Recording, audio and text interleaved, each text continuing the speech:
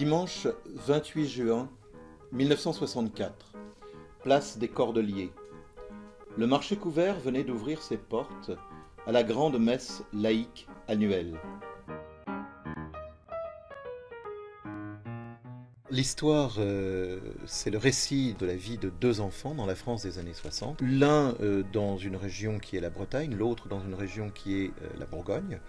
Chacun d'entre eux vivant une existence un peu, enfin même très différente, puisque l'un vit son existence d'enfant avec ses fêlures de gamin, mais comme vous, comme moi, pas plus, pas moins, et l'autre vit une existence extrêmement ballottée, chaotique. L'un des personnages s'appelle Gelven, et l'autre Pierre, mais il est constamment appelé dans le roman Petit Pierre.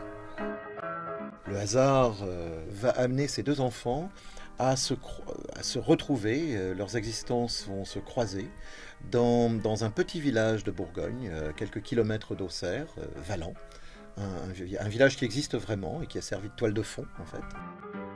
De leur rencontre va naître une amitié très forte et en même temps viendra la rédemption de leurs deux existences. Donc c'est un roman assez lumineux, assez optimiste. J'ai tendance à dire qu'on est tous adultes d'anciens enfants. C'est pas un livre pour enfants, c'est un livre qui traite de l'enfance.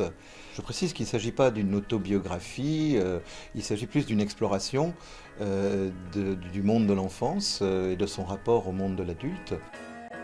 Retourner en enfance, embarquer en enfance, ça fait du bien.